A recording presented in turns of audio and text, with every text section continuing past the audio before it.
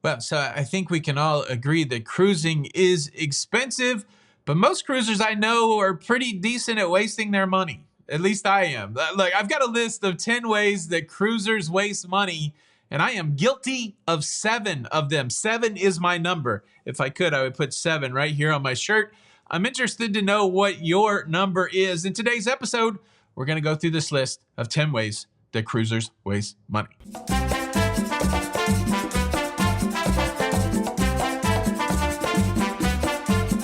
Hey, what's up, everybody? Welcome to La Lido Loca.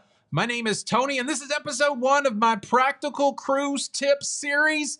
Make sure you're subscribed for all of the episodes. And look, this is 10 ways that cruisers waste money. I think I've said that 18 times. So let's just get on with the list. Number 1, non-refundable deposits. Every cruise that you go on needs a deposit. In most cases, you may just be paying outright, but the way that the process works most of the time is you put a deposit. You put a deposit down on a cruise, and those come in 2 flavors. They come in a refundable deposit and a non-refundable deposit. And normally the non-refundable deposit is cheaper. So a refundable deposit may be $300 or $400. A non-refundable deposit may be $50. And because $50 may not seem like a lot of money to some people, you just make deposits willy-nilly. And then you cancel your cruise. And then you lose your $50. And for what? Just because you could have held a cruise? It's a little bit wasteful. Like I said, my number is 7. 7 of these things I've done, the wasting of the money. I'll tell you what those are at the end of the video. But let's talk about number 2. A second way that people waste money on a cruise ship is by paying exorbitant ATM and casino fees.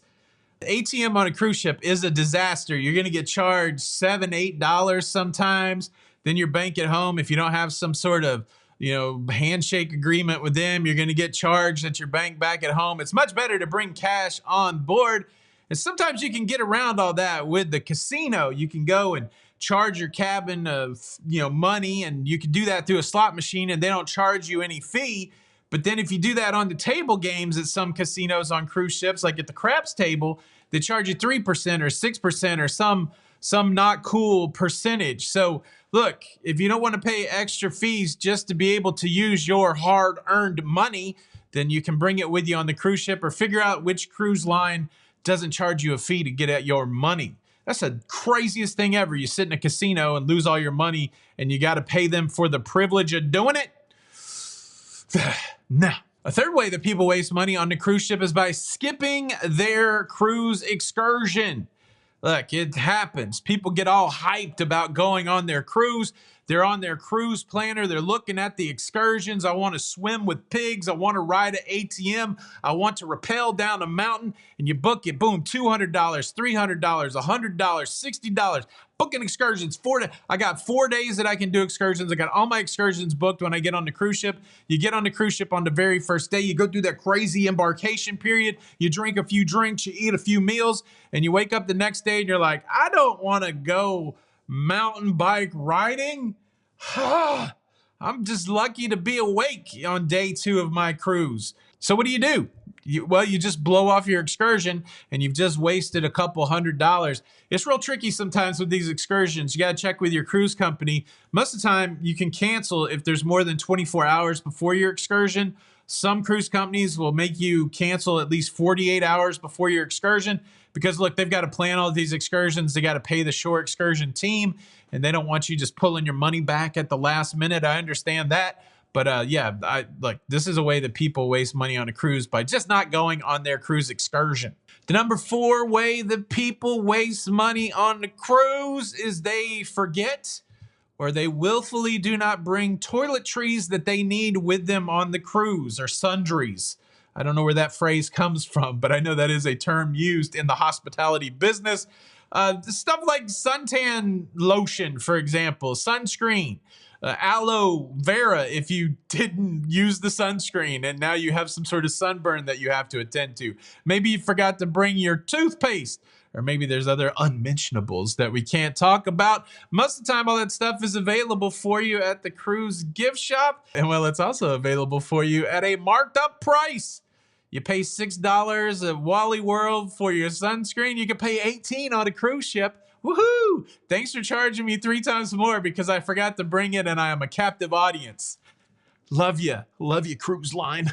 Look, they're providing a service. You're the dummy that forgot it. I guess, you got to pay the price. But yeah, it's certainly wasteful to pay 3 times for something that you could have brought with you. So yeah, it's a way that people waste the money on the cruise ship. Now, the 5th way that people sometimes waste money on a cruise ship, this is a simple one. It's just the touch of a button, not putting your phone in airplane mode. Yeah, it's dicey. The world is a fully connected place with satellites whizzing around everywhere, and your device will try to connect to anything. And sometimes when you connect to the satellite, like sitting here in this office, I can connect to a satellite, don't cost me anything. But if I try to connect to a satellite in the middle of the ocean, well, my cell phone carrier, they don't like it. They're like, that's expensive.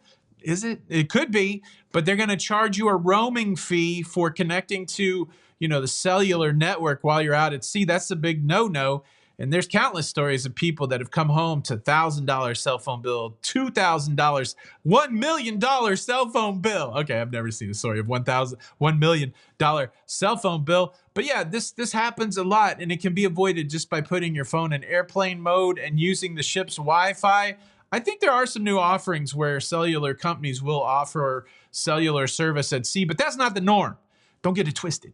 That's not the norm. So yeah, save your money and put your phone in airplane mode. The 6th way that people waste money while cruising is poor transportation decisions.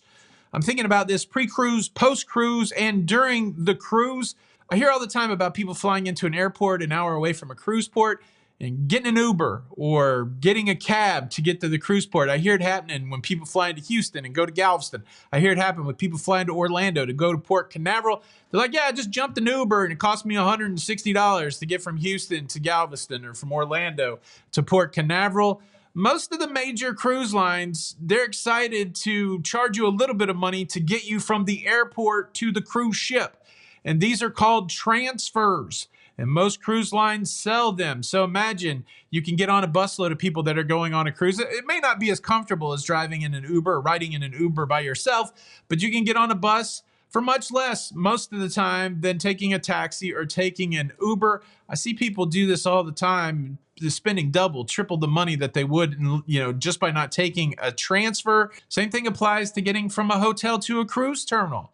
A lot of times hotels will offer a shuttle service less than what an Uber or a cab would cost. And then interestingly, when you're in cruise ports, a lot of times cruise ports have free transportation where people are paying for Ubers or taxis. One I'm thinking of is in Aruba. Say you go to Aruba and you want to go to one of the museums in the downtown area. I see people leave the cruise terminal, they hop in an Uber, they hop in a cab, and there's a free shuttle. There's a free trolley that will take you downtown where you can get off at the museums and walk around downtown. And you know what it costs? Nothing. It's free. And so, yeah, people tend to waste money on transportation. Number 7 on my list, I wonder if you're guilty of this, buying too many souvenirs. And well, how do you know if you've bought too many souvenirs while on your cruise? You have to buy an additional piece of luggage. I've seen that. And if you don't believe that it happens, go into one of those gift shops on the cruise ship, the overpriced, expensive 2 or 3 times what it costs on land gift shops, and you'll notice they sell bags, duffel bags and luggage with wheels. You know why? Because most people already have luggage on a cruise ship. Why would somebody need a new piece of luggage while they're on their cruise? Because they don't have enough room. And they got to stick those sous somewhere. Yeah, believe that. People are buying extra pieces of luggage to tote their trinkets home. Oh no. Oh no, it's happening. Let's put the desk up. Put your desk up, everybody. Dance break. Dance break.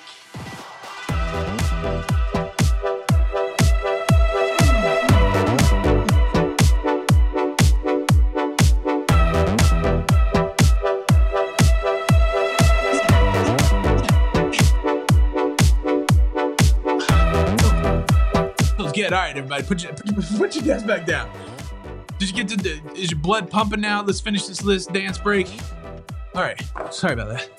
Sometimes you got to have a dance break. That's my desk is at 31.8 centimeters, I think, or inches. Okay, where are we at? Okay, number 8. Number 8 on the list. People The way people waste money on cruises is drink package mistakes.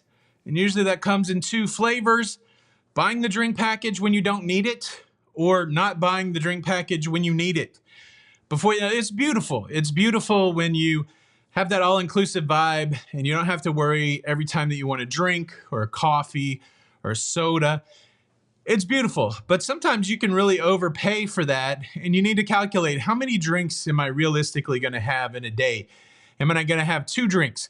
Am I going to have 3 drinks? Am I even going to drink when I'm at port? Am I going to, how hard am I going to hit it on a sea day? And absolutely, for some people, having the drink package makes a lot of sense, but for other people, it does not. And most of those drink packages are not inexpensive.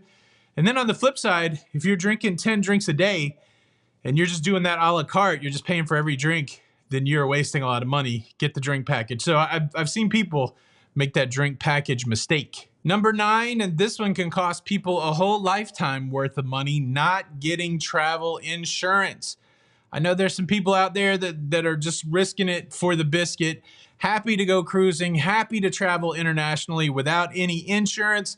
And I've said it a million times, probably not a million. I've said it hundreds of times, maybe. Nothing is a problem until it is a problem. Nobody's thinking about a $50,000 or $100,000 medevac ride on a helicopter from the middle of the ocean until they have a heart attack and they're taking a $50,000, $100,000 medevac ride on a helicopter from the middle of the ocean. And if you don't have cruise insurance, that's devastating money. Travel insurance is essential. Make sure you have it. Most of the time, it's not that expensive. It comes in all kinds of varieties depending on your needs and your age. I've got a link in the description for insuremytrip.com. It's kind of like a clearinghouse of cruise insurance. Make sure you hit up that link and see what you can get. Do not travel without travel insurance. All right, we've done 1 through 9. I'm going to tell you which ones I'm guilty of, but I still have to tell you what number 10 is. But before I do that, let me quickly invite you to subscribe. If you like staying up to date with everything going on in cruising, please consider subscribing with the notification bell on. That way you don't miss out on any of these episodes. Thank you in advance. All right, number 10, double tipping unintentionally. I believe this in life, that there is no penalty for generosity. I believe that open hands get filled and closed hands do not. So be generous with your money, especially for people that are working hard to serve you, but do it with intention.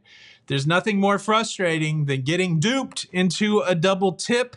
And sometimes the way the cruise line things are set up, you will get duped into a double tip. If you're presented with a receipt and you see a blank line that the word tip is on, a lot of times the word additional is with it, additional tip. But most people don't pay attention to that. We're just used to getting a receipt with a total, and then a tip line, and then a new total and a signature. And if you're like me, you'll just put some tip in there and you'll sign it off. And then you're examining the receipt later, and it says, up here before this total, it says 18% gratuity.